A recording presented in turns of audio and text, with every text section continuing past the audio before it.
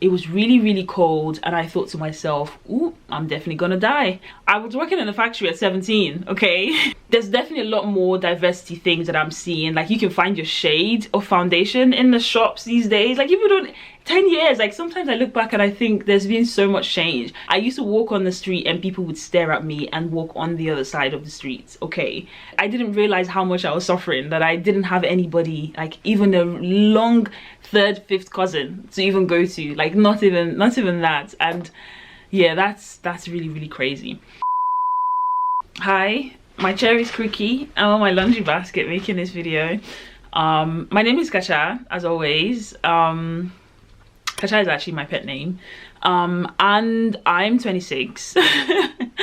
And I'm filming this video because I told myself that when I've lived in the UK for 10 years, I have a lot of makeup on and I work hard to not cry in this video. When I lived in the UK for 10 years, which happened in February, I told myself that I was going to make a video talking about my experience of living in the UK and moving here from when I was 16 years old. I wasn't in the best place in February. I made the video and it just, my energy was so weird, and so I just don't like it, okay? It just wasn't nice. And I don't know, I feel like now is a much better time to talk about it. I remember when people used to tell me, oh my god, like, you're so young, how did your parents allow you to move here at 16? I used to think, like, I've been running my business, okay? I've been running my business from when I was this year, but like, I felt like, because I'm the youngest of like a family of 6, like a big family, I feel like I've kind of like, especially towards my degree time, like when you get to like the younger ones, some point the parents just decide to stop parenting. They're like, listen honey, whatever you want to do, you do, okay? And I think I kind of had a little bit of that, because some of the stuff that I was doing at 16, I just find it interesting. Like, nothing no to anything, which is the thing, right? A lot of people maybe who were like me would have like the more naughty experience of, oh, like they were doing all these naughty things at this age, whereas I had a lot of responsibility and like having to figure a lot of things out myself. But yeah, Nigeria didn't give me admission. I said Nigeria. I really wanted to go to Unilag, okay? I really wanted to go to Unilag, and they didn't like me. That's just a simple question. They didn't like me, and I used to think that I was dumb. Like, because I applied twice, and this is 2 years then consecutively. At some point, I was just like, am I stupid? You kind of have to ask yourself, like, is it me or is it you? And having to do JAM for the 3rd time was just going to break me. So I was really fortunate that my sister, a family member, just decided like, yeah, you know what, instead of us to be doing all this running around, like, you go to the UK to study. And my life kind of changed forever. And I think the only thing that I think is worth noting about me, like the preparation of coming here, was that I sometimes ask myself how I managed to figure out all the things that I figured out myself, because I have people who are in their 30s now coming to the UK and are struggling to do some of the things that I did for myself at 16. And I don't even mean that in a condescending way. I just mean that in a way like, how did I manage? Like, what was happening? Like, I did all the figuring out of my universities, the courses, going through. My sister literally was like, just go and figure it out and I'll basically like give you the money. And there was a lot of figuring out, and I really underestimated how much of figuring out there were. Like, if you've recently moved to the UK and you know you've had to do all of that, visa, accommodation, moving, housing, like if you had to do that, you know it's a lot, right? So I think that having to do that by myself, I don't really know how I managed. I have no idea. I don't know how I managed. I don't know how I did that. And God really is the real MVP, okay? That's all I'm gonna say about that. When I was traveling, actually, I remember I forget actually in the time, because my traveling here was the first time I ever got on a flight. My family never traveled. And it was very interesting. Like, I was experiencing so many things, and you know what's interesting, I recently made a video talking about how many new things I experienced in the year 26, and I just realized that I also really experienced a lot of new things when I was 16 10 years ago. Wow, that's interesting. Anyway, I was a minor when I was traveling, and I sometimes forget that I was a minor when I was traveling. Like, I really was a child, okay? I remember I used KLM, and like I remember, and I didn't understand why. Like, I think it's so funny because I really didn't know how young I was. I remember them like telling me that, oh, like, you go and stay with this, there was another girl who was maybe 10, 11, that kind of age, who really I was not that far away from, but in my mind I'm like, who's this child? But like, she had to stay with me, and like we were like kind of like being a bit, they didn't really do a good job, which is very interesting because I felt like the security, KLM security, wasn't great, considering that I was a minor. But like, yeah, like I had to stay with this girl. Like, oh, it's a bit of a blur, but I just remember there was a bit of a thing. And remember at the time I was thinking, why are you moving mad? Like, because especially from my perspective, like I'd been traveling alone from Port Harcourt to Lagos, Port Harcourt to Abuja to Lagos by myself, on the bus. Like, 16 was rough. It was a rough year, okay? ABC, you know ABC, but Peace Mass Transit, but I mainly used ABC, and ABC was slow, oh my god. But yeah, like I've been doing all of that. So when I got on the flights and they were like, oh, you have to stay with this person because you're mine, I'm like, excuse me, okay? I'm a grown woman. But no, jokes apart, yeah, that was very new. I got on the flights for the first time.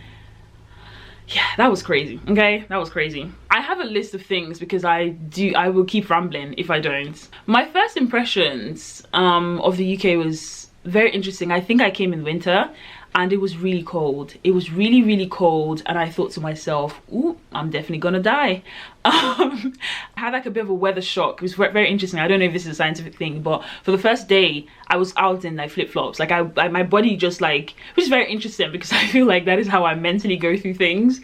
My body just like I was not cold at all, like for the entire, like the one full day, and it was snow outside, so it was that cold, okay?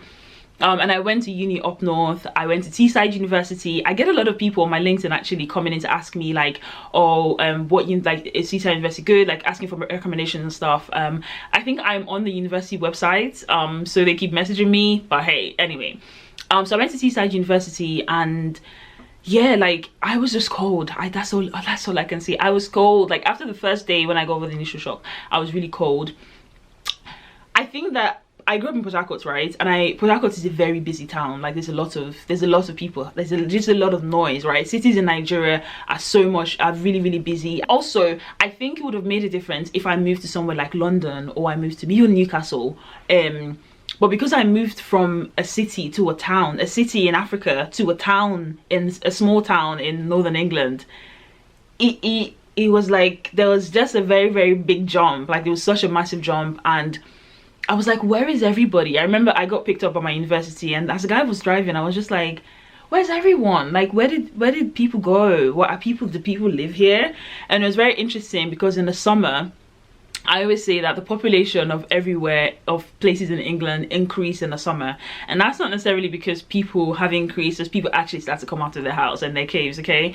So I just wondered, like, where was everybody? And that was very strange. After I graduated, or let me say even from when I did my placements, was a bit of like a taster.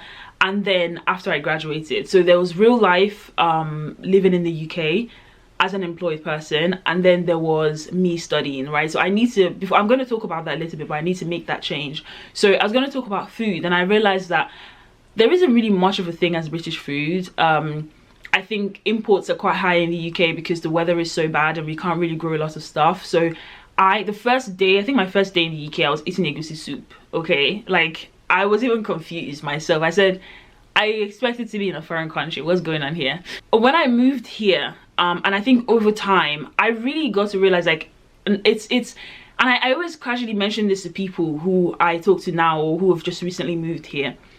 And they move here and they're like, oh, I've got this friend in Birmingham, or I've got this friend in Liverpool, I've got this auntie that lives here, I've got this cousin that's here. And I think to myself, wow, like this is what you people were really enjoying. You were really, really enjoying, because I moved here and I think that my DNA was alone, like not just me, but my DNA strand. Like there was nobody, not a ha who.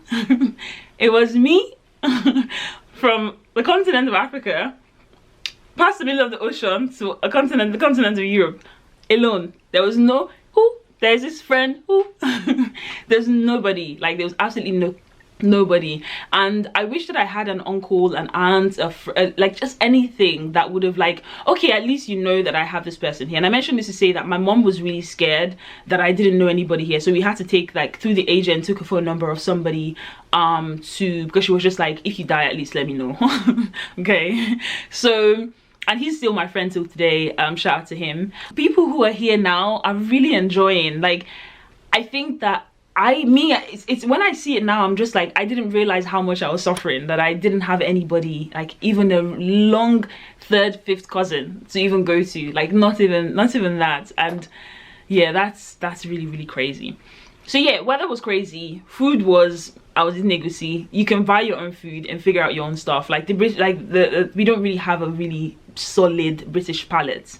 Like for example, if you go to Italy, what you'd see in Italy, there's a theme of food in Italy, whereas the UK is very much international. And even I live in a really tiny town right now, and I can even find an Asian shop that sells like egusi and crayfish.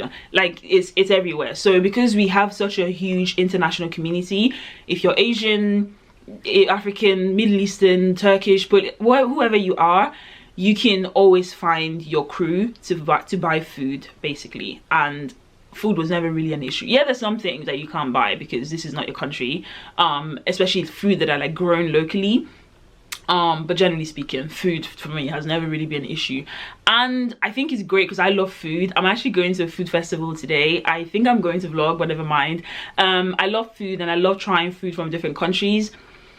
And I think that's a privilege. I love that I'm able to do that here. I think it's one of the great things that I love about living in the UK, and I want to continue to do that. So I think it's good. I think I have such a good balance of, yes, if I want to eat egusi, if I want to eat ogbono, if I want to eat whatever, yeah, I buy my own stuff usually. It's not like you can find them here, but you can basically find your way around it. So I can have that, buy my palm oil, beans, whatever, and cook them if I want to. But I also have a huge international community on another side, and I can try foods from different countries. I think that's absolutely fantastic. I'm going to talk a little bit about racism. Yeah, I think it was my first time obviously moving to Nigeria. In Nigeria, we're black, you know, it's 90+ huge percentage of blackness, okay, in 200+ million people, whatever the numbers are these days. So I'd never really been thrown into like this much level of like, just where there's like such a massive racial difference.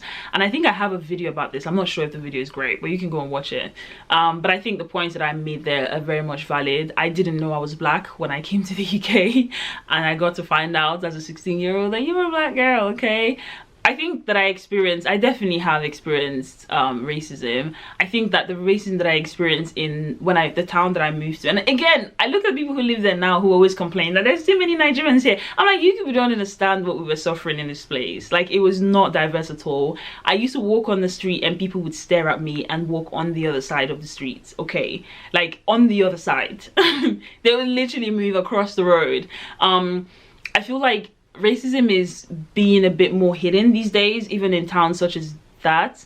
So yeah, there was a lot of it. I remember one time me and my friends were walking down the street and they threw, like, some people like threw eggs at us.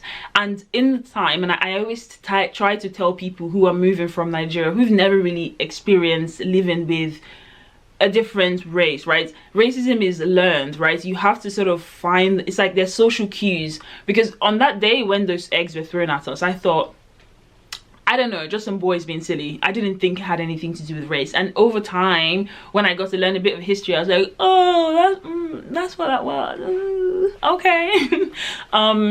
So yes, you have to sort of learn, like, there's some things now, and which was interesting that we're experiencing that then, because I feel like traditional British racism, no, not traditional, the most prevalent British racism is very undercover. Like, even you will not even know, like, you won't understand what's happening, but you will know something is happening, but you can't quite, it's like a smell, like you can't quite figure out why you haven't moved in this company for 10 years. I mean, you might not be the best person, but like, you don't really have any concrete evidence, right, of what is happening to you, and that's what I'm used to. So it was interesting that's what I'm used to now. So it's interesting looking back that back then we had like very like in your face racism like experiences. I didn't let it bother me too much. I think that being a Nigerian, I already have majority complex.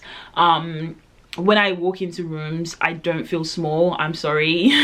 I might do if I think I maybe suffer that a little bit with being a woman in a predominantly male space, but I definitely didn't suffer that because of my race. Like, I did for like a very short stint where my accent and people started to pick up on things, and at some point I was just like, hold up, sorry, my people are paying a lot of money for me to be here. What you're not going to do is come and tell me how to feel about myself, okay? So I got very strong head about like my own identity very quickly. The only thing that I would say that I suffered with was that I struggled. I had a year or two where I struggled to tell people where I was from. Look at how I sound. I sound very different, and I don't know, I feel like as a Nigerian, like, people expect you to sound a different way, and it's only now that more and more people are coming to say, oh, I'm Nigerian, and being Nigerian is more and more popular. And so now I'm just like, even if I get my British passport, which I still don't have, I'm going to say I'm very much Nigerian. Excuse me very much, I'm an Igbo girl, thank you, look at me. So there was a bit of a moment where I kind of struggled with that, but it didn't last very long, because I'm like, this is uncomfortable, because if I can't tell you I'm from Imo States, sorry, okay, I'm from Port Harcourt, I'm from Imo, just don't stress me, I'm Nigerian. And that was that.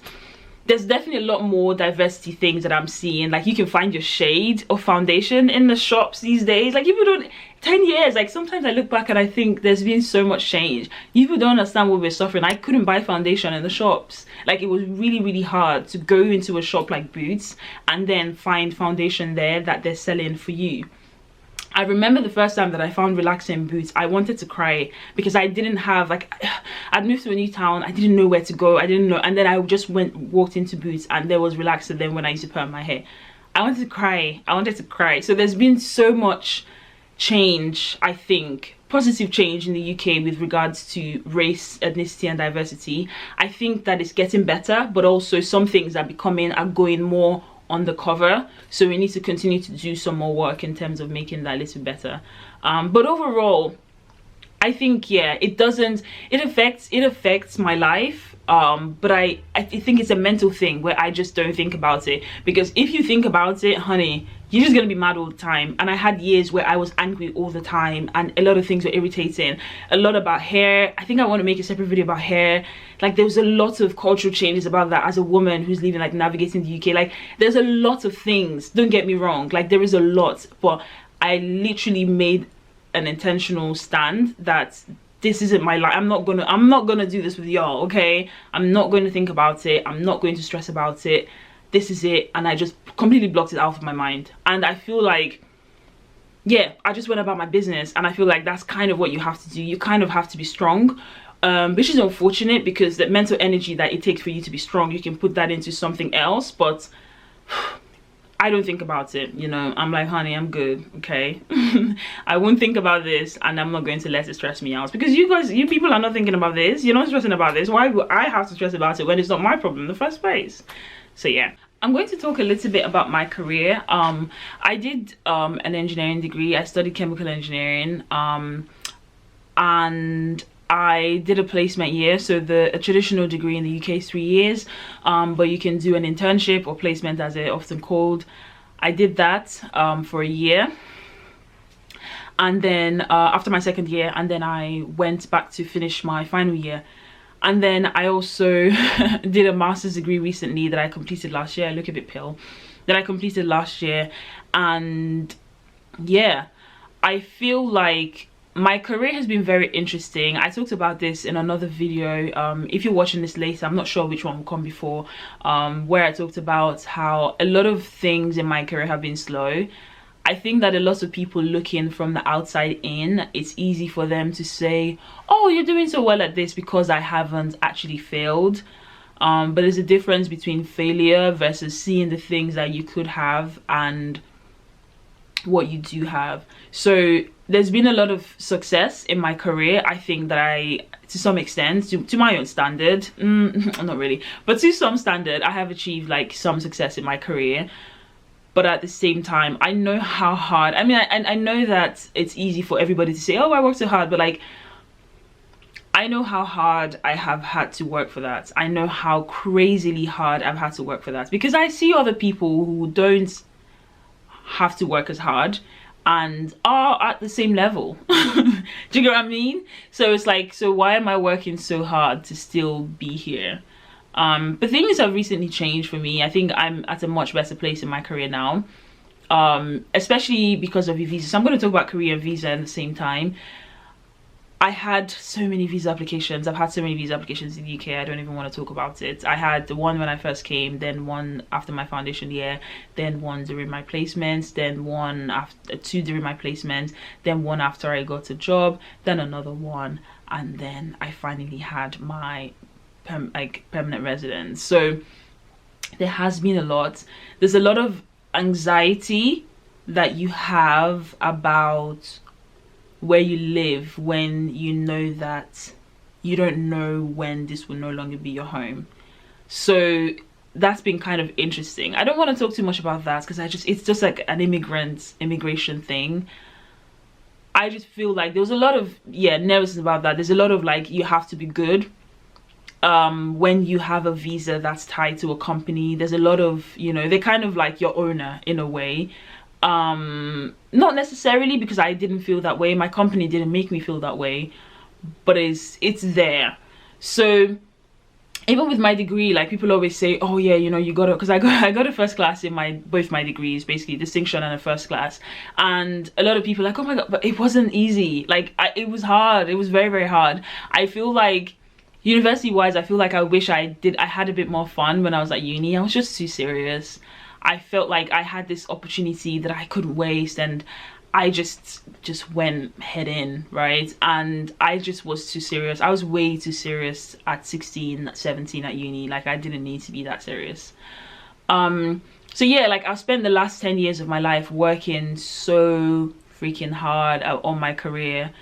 I'm a bit exhausted. I definitely dealt with a lot of exhaustion, especially this year, and I had to take like a bit of time off work just to be like, inhale, exhale, okay?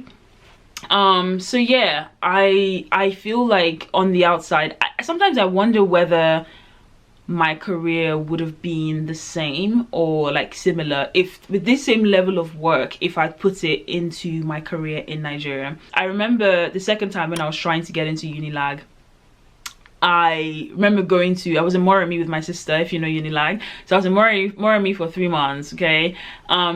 And I remember going to like the area that Moremi has a special block for people who have first class. And I remember thinking to myself, oh, this is going to be so nice. So like, I'm going to maintain a first class all through my degree so that I can live in this bougie place with these bougie people and be a Moremi babe, okay? So I was thinking that at that age. So I just wondered to myself, like, whether I would have achieved the same level of success. I think people don't like when I say it, but I think that that's possible. Because I've had to work so hard, right? And sometimes even when it comes to salary, I think the salary, again, I just changed jobs and I had like a bit of a pay rise from that, a lot of pay rise from that. But the salary that I was earning before, on paper was good, but that was in my mind, because I was thinking about it like, oh, this is kind of what I thought I'd be earning now.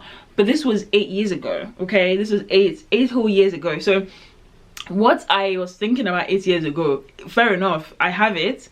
But you have 8 years of inflation on top of that, which in these times is a lot of money, right? That just didn't stack up.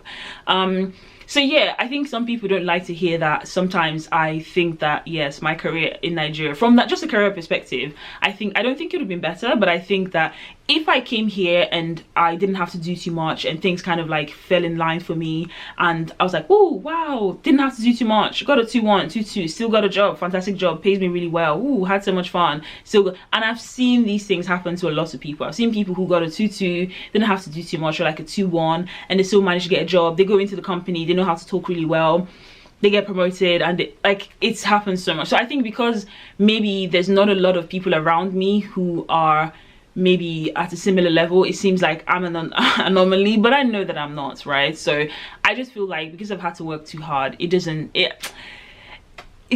away the sweetness of it, right? Because it's just like, yeah, the reward of hard work, and that reward for a long time for me wasn't always the best, okay? I left my engineering job. I'm going to talk about that later. I don't want to talk about that here, but it was definitely to do with just career and moving forward. I think if I was in Nigeria, I think I would have definitely had to potentially take international opportunities, which I don't think is a bad thing, but I just mean Nigeria being my main point.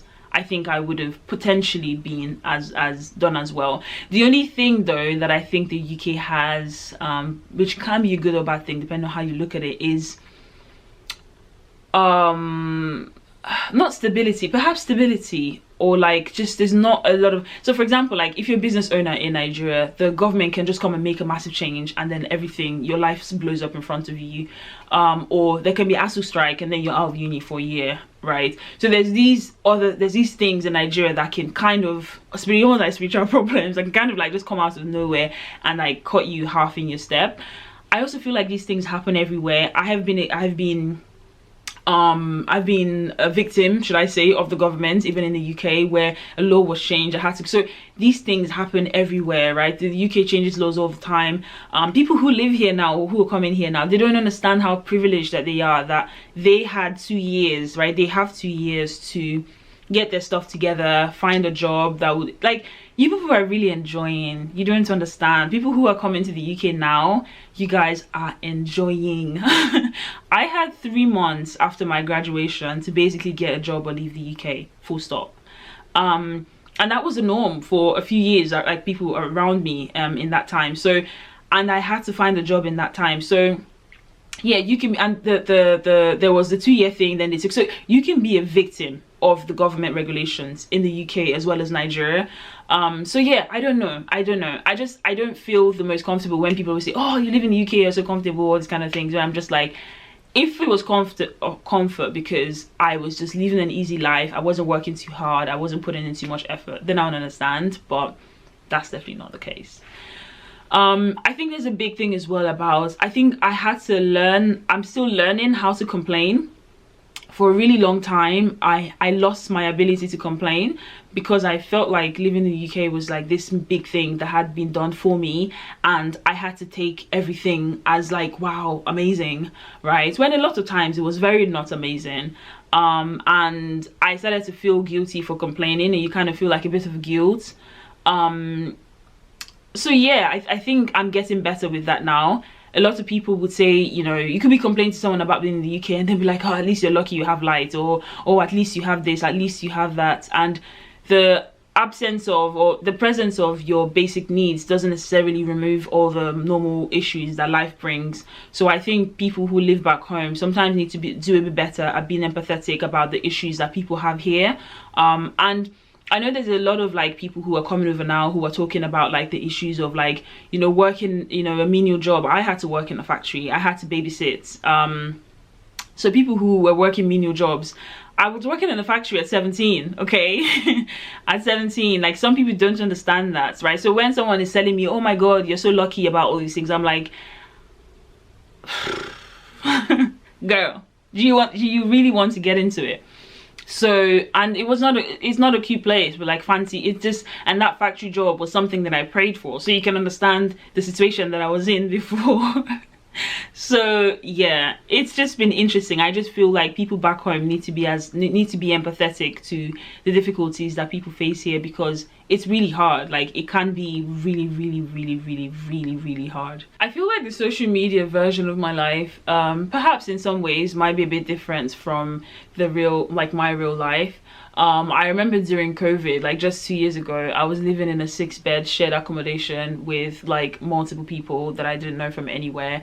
And during COVID, I was just about able to fit a collapsible desk in my room, and I couldn't get a chair in, so I was sitting on my laundry basket, which is what I'm sitting on now. Although I have a chair, the elevation works for me. So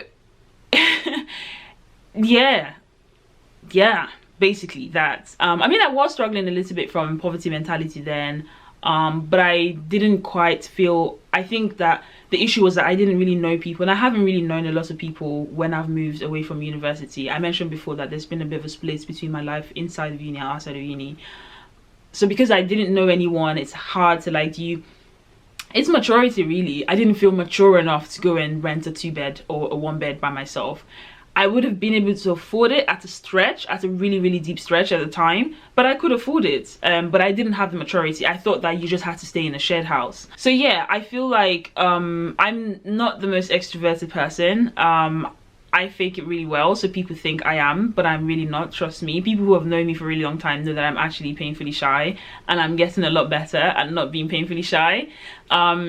So I've never really had community like in the UK, and I don't know, I'm trying to figure out how to split it, because I'm going to talk about loneliness in a bit, but I've never really had that community. So I've never really felt like, I don't know, the lifestyle has been very different for me. I think it's kind of been maybe an area that I've maybe struggled with the most. Like just figure out and navigating living in the UK as an adult woman. Yeah, that's been difficult, I think. Yeah, I felt like for the longest time that the lack of community was going to be the reason why I would leave the UK eventually. But I think as I'm getting older, I'm starting to change my opinion about that, because I'm just becoming more of myself perhaps, and the need for community doesn't necessarily affect my daily life as much, and I have a lot of things like going for me that I'm like prioritizing and managing myself, so I'm just okay and being at peace with that. But there's definitely like that lack of community here in the UK. But in terms of lifestyle, the one thing that I'm really grateful for is travel. I've traveled to the most countries that I ever have in my life, I mean, obviously, but I post my travel vlogs on here. Like, I think I remember the first time when I paid for my own flight tickets to go to China to visit my sister, and I remember just making a video in the bathroom like, I'm getting on a plane and I'm going to China. I don't know how to understand how surreal that felt. Like, it felt very, very, very surreal, basically. Like, I just felt so overwhelmed, and going there and seeing the Great Wall of China, I don't know how to explain it, and maybe because this is my poverty showing, but I was so grateful. I was so grateful. I was so immensely grateful for that. And anytime I travel somewhere, I'm always like, I have to pinch myself a little bit, like, wow, like I'm really this is me, Mwadogu. I'm really here and I'm really seeing this. Like, I get so many out of body experiences in the UK. I used to have that a lot when I used to go to my old job. I had that when I started my new job. I was just walking in London and just thinking to myself, like, this is my father's child basically walking around in London going to like this corporate job. So yeah, I'm so grateful for travel. I'm so grateful, so grateful for all the places that I've been able to go, and that's one aspect of living in the UK that I don't want to change for nothing. Okay, I love it. I love that. As I said, I don't have a passport yet, and I pray that by God's grace that that's something that I do get, and that will sort of elevate that aspect even more. So I want to talk about loneliness. I know this is something that gets talked about a bit, but I remember the first advice my dad, or the only advice that my dad gave me. I lost my dad a few years ago. If you're watching this, wonder why I keep mentioning him. Anyway, I lost my dad a few years ago, but I remember when I was leaving, which was around the last time that I saw him really, he told me that he lived in the UK for a few years, and he told me that the UK is great, but just watch out for the loneliness. And boy, that man knew what he was talking about. Okay, I mentioned before that I don't necessarily feel like I have that community and how that has affected me, but I think that in general, like, anyway, what I'm going to say, you should take it with a pinch of salt, because I realized that I live in a bubble. When I was in university, I was living in a bubble. Like, you live in some sort of sense, like everyone in uni is there for the same purpose. You guys all go together. Your friend lives like 10 minutes walk from you. Maybe one lives in the same halls, like, or in the same house or whatever. So like there's that like really deep community. Again, speaking from my own personal experience, I know some people who had to drop out of uni because that was not an experience that they had and they didn't enjoy it. But speaking for myself, I was in a bubble when I was in uni, and a very lovely bubble, if I must say. And when I left that bubble for the first time when I was living in Newcastle, my God, I felt like I was going to die. I just, yeah, it was a ghetto. It was an absolute ghetto for the first time, because when I was in university, I was just like, I'm here, I'm 17, 16, whatever. I'm just here to do my degree, and I have friends. I'm going to go out occasionally. I'm going to study. I'm going to work, because I was working and studying. I didn't have money, I was very broke. But I think when I went to Newcastle and I realized that, oh, like I don't know anybody here again, that was when I really faced the reality of what it was like to be lonely in the UK. I again, I think it's a maturity thing, because as I'm getting older, I'm understanding and like sort of taking in tools of how to manage myself when I find myself to be by myself. Like I didn't know that you were allowed to go out alone. I didn't know that. I didn't know that you were allowed to go and talk to people, and like, as I said, I'm really shy, so like I'm not the most extroverted person. It just didn't occur to me. There's a lot of things that I could have done to like enjoy myself a bit more, that I just was very young and very naive, ignorant, any other word that you can choose. I just didn't know, and that was something I was supposed to be doing, which I'm a lot better at now. But yeah, I think that I don't know how people manage it. I think that the one thing that I would say, and I think this is also tied to like homesickness and like missing home. I remember like most of my family didn't really understand why I wanted to come back home, which was so interesting to me. And I thought to myself, how did I live in my normal life in Nigeria, move to this country, and everybody forgets that I'm Nigerian? Like, why?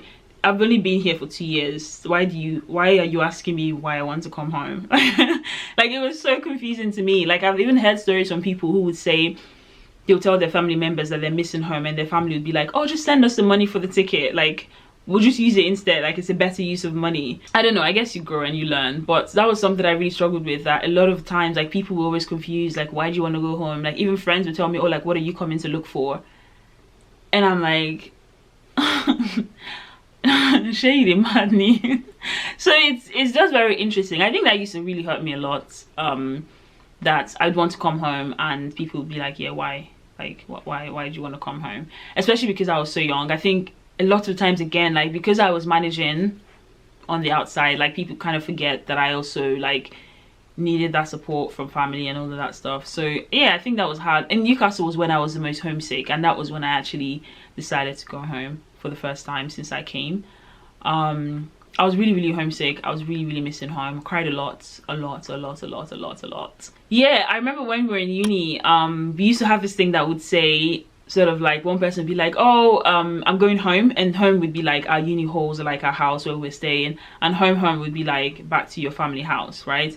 And I had a lot of friends who were from the UK, and I think it was only until recently, when I was thinking of making this video, I realized that I was never really able to use the second bit, which is going home, because people would go home during their summer, during Easter and whatever, and Christmas, and I never got to go home. I only got to go home, which is my university accommodation.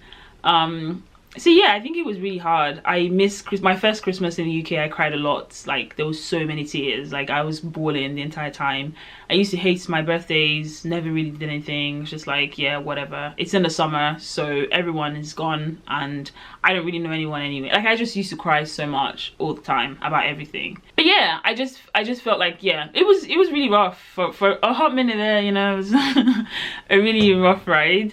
But I'm so grateful I think the one advice that I'll give to people who are coming here is to find yourself an international community. I feel like that was something that I wish I did a bit better when I was in uni, because I didn't know a lot of people who are international. I think that people who live here forget that I also am not from here, and it's easy to forget that when everybody's like just doing the same things, right? And then I would go home, everybody would go home, and then I'd be alone.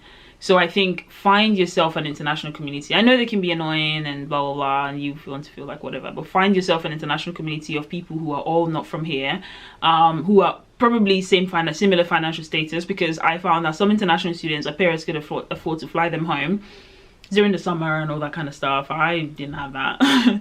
So find yourself an international community, because I could see it. I think it was later on, when it was probably a bit too late, I could see that people who had international friends, that the relationship was different, because their friends were around in the summer, their friends were around during Christmases, they could go on trips with their friends during Christmas and all that kind of stuff.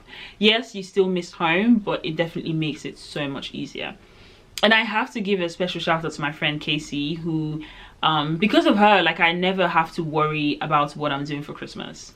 Recently, my sisters as well, we just organized a trip for ourselves. We go on holiday every Christmas.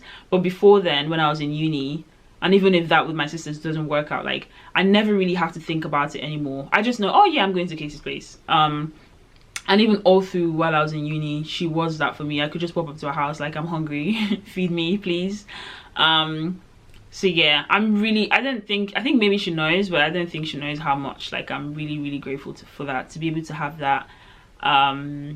Yeah, because yeah, people who are from here, I think it takes somebody who's especially empathetic about you not being from here, that would go out of their way to make you, I don't know how to explain what I'm trying to explain, but for her, because I guess she's also not from here, although she has a family, like it was kind of easy for me to just join in the bandwagon with her family. So that's something that I'm really grateful for. I wanted to talk about dating in the UK, like in the 10 years that I've been here. Do I really want to talk about it? Not really. I feel like I'm a bit of a weird person, and I don't feel qualified to talk about dating in the UK because I don't know, I'm just a bit different. It's hard to explain how, but like it's not always been my priority, and I feel like maybe if I prioritized it, like during when I was in uni, or when I graduated, like if I prioritized this all these 10 years, and I'll be able to tell you how it is, how it's changed, blah blah blah. But I didn't. I was just focused on just not feeling too sad and just getting my degree and like sorting out my career.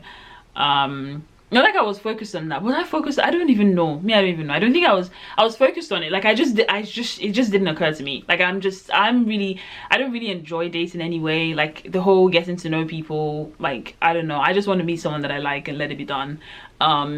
The whole, because some people really enjoy like going out to meet people and find I enjoy getting to meet people on a platonic level. I'm really interested in people in general. Like I like hearing about people's stories. I like hearing about their lives and stuff like that. But when you start to add like romantic stuff inside of it, it gets a bit complicated, and people's feelings are involved and things are starting to move mad. But anyway, I don't know. I think people say that dating in the UK is hard.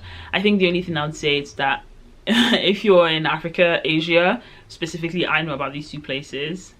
Middle East maybe. I haven't really been to much of East and Southeast Asia. East Asia, yes, but not Southeast as much. So anyway, there's lots of Asian and African communities where men are a lot more forward. Men are definitely a lot more forward in African countries, and it's not too hard. Like you don't, as a woman, you don't really have to do too much, right? You don't really have to go out of your way to find people. Whereas in the UK you do, just in general. I think with friends, with everything, you have to go out of your way to find people, and that also applies to dating. And I think that's why people who move here say it's harder, because you have to be a bit more intentional. You can't just go into the shop and someone pay for your groceries and you smile and people do things for you like they did for me, which was really nice. Like you go into the shop and sometimes someone would be like, oh my god, like you're too fine to be paying your own groceries. So I remember like when I was in uni, like someone did that for me. I went to buy like lots of things and they looked at me like, oh, you're too pretty to be buying your own stuff, let me pay for you. I was like, well, thank you very much. So yeah, I think that's the one maybe area of difficulty that people might experience. But the comparison of men, I just feel like they're all the same everywhere, so pick your struggle and stick with it, right? It's more about your own personal preferences, what you like and all that kind of stuff. I don't know, I'm trying to figure out if there's anything else I wanted to talk about. I think I've covered most of it. So yeah, I think my proudest moment, I was going to say what my proudest moment was. I think I wrote it down. I think my proudest moment, when I felt the most proud of myself, was getting 2 internships back to back. I remember like the first year when I applied for summer internships after my year 1, I didn't get it and I cried a lot. I used to cry so much, god. But my second year I was like, okay, already feeling a bit low, like maybe I'm not gonna get it. But I did a lot of things. I took that job in the factory. Remember I told you guys about that. I did a lot of things that I felt like, ooh, okay, let me see how this works out. And it did work out, and I got 2 internships back to back. I know some people weren't able to find one, so that was such a big deal for me, and I thought, wow, damn, that's crazy. I was really proud of myself. That's like, I feels like my biggest achievement so far, because it was very intentional. It was almost like is it English microcosm? I don't know if that's the right word, but it was like almost like a behavior of how I felt like, okay, if I career-wise, like that was what solidified it for me, that career-wise, if I really do play my cards, right, like if I really if I play my cards, basically, if I do what I know I need to do, I know that career-wise things generally work out for me, and that's a gift, maybe a blessing of good fortune that I have. That I do know how I do know that if I can play my cards right, and I have the skills to play my cards right, and that things work out for me that way. So there's some things that I'm just like, ooh, I don't know what's going on there. But especially career-wise, I feel like I'm slowly, after 10 years, starting to see the the benefits of the situation. I think it's dangerous though, because that I tried in this video to really explain that things can be really difficult living in the UK and like finding your way around life here. Because I remember like when I was growing up, it's like, oh, this person's from abroad, this person's from abroad.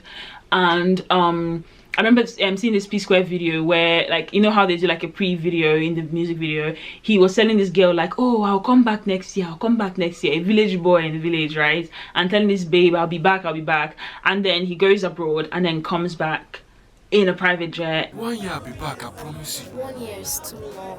See, it's abroad though. Let me just go. I promise you I'll be back. 1 year. Promise. I promise you.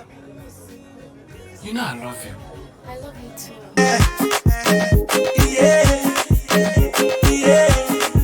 Oh no.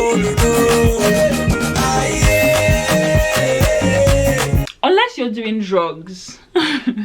Unless you're doing drugs, honey. Unless you are absolutely trapping. Ain't no way in hell.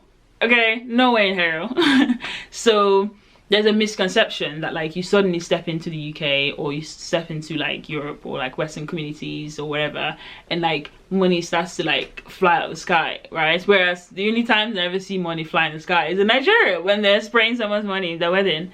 But anyway, so there's that misconception, and I hope I didn't sound too negative, but I just want to really highlight that it's hard, you know, life is hard here and we're all struggling. I'm joking. My second proudest moment, or the thing that's not moments, but like the thing that I think I'm the most proud of out of everything, it's keeping my sanity. I think that's the one thing that I'm most proud of. Like I feel like I could have died in there, you know, easily. Not to be dramatic or anything. I just feel like it's now that I'm getting older that I really understand that I was really just fish out of water, thrown into just, you know, survival chances, you name it, right? So some people come here as well, they go to, I think people who I know who have come here that young, they have rich parents, or they have people who are billing them, sponsoring them, or like they go to boarding school, they have an uncle that lives somewhere that they'll go and stay with, or all these things. And it was just me and my God.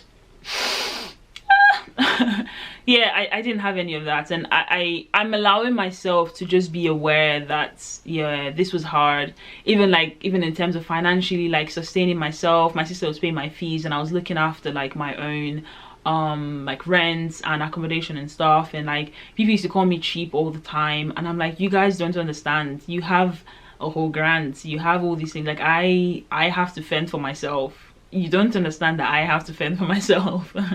You have student loans and all these things, and you don't get to call me cheap. You go and work for yourself and figure that out. I think I was yeah, not all of my friends were working part-time as well, because my degree was really hard. I was working and studying, and that was really hard. So yeah, like I'm allowing myself to really understand that, yeah, that was really, really hard, and the chances of survival, especially even with personal things that have happened to me, in there, yeah, the chances of survival were really slim. And I'm not even being dramatic, I'm not being dramatic at all. But the fact that I'm still able to put on my makeup and look nice for you guys on camera and be sane and be normal, like, if you know how I remember people even telling me that I was going to spoil when I go to the UK, you go tell your eye, you go tell your eye, go tell whatever, and you would go spoil, next thing you know she'll carry belly, all these other things. Alright, as if being pregnant is like the only bad thing that can happen to you as a woman. I mean, it is a pretty bad thing that can happen to you, but anyway, I think, yeah, I could have lost myself at so many points. I could have lost my way, I could have lost my whatever, I could have lost a lot of things, I could have lost my mind, and I was able to come out of it with a really good degree, with a really good job, a good job for the time, stayed in the job, kept my head, worked, just put slowly, kept my, I even remember when I was in school, like a lot of people used to like show me to their kids, like, ah, look how serious she is, because I used to like go to church. I got confirmed in uni, right? Like I was very serious about going to church. I was such a good girl, right, by a lot of standards of that word. I used to just mind my business, like you just find me in my room studying, or I just used to mind my business, occasionally go out and like have fun, party, club, whatever, but I just used to mind my business. That was my thing. So the words of, I think it's Jude, to him who is able to keep us from stumbling. Yeah, God has been amazing in that sense, and just sort of sustaining me and keeping me from losing my, yeah. So yeah, I'm hoping that I'm going to post this video, because I have made this video like so many times, so many different versions of it. I hope that I've talked about all the things that I want to talk about. If you're watching this and you are young and you're in the UK, I hope that I'm not a bad example to show you that you're going to be okay, and you're struggling through uni, through whatever, you're living somewhere, not just in the UK, anywhere by yourself, and it's really hard and you're wondering all these questions. You just gotta, like, everything is going to be okay. If you keep playing your cards right, keep trusting in whatever you believe in, things do and can turn out okay. And yeah, if you have any questions, ask me. I love answering questions on my YouTube. I think I'm responsive. I hope I am. Ask me any questions. I want to talk a bit more about my career on this channel. I don't really talk about it. I have a whole job that I do. Yeah, ask me any questions about studying in the UK, living in the UK, house hunting, accommodation, bills, rent, visa, anything. Just ask me anything. I want to hear your thoughts. If you live here as well, send me a hello. I'm sending you love and all the lights, and I hope that, you know, everything is going okay for you. And if it's not, you know, that's just a rough patch, and things will and can get better. On that note, thank you so much for watching this very long video, and I will see you somewhere in the space sometime soon.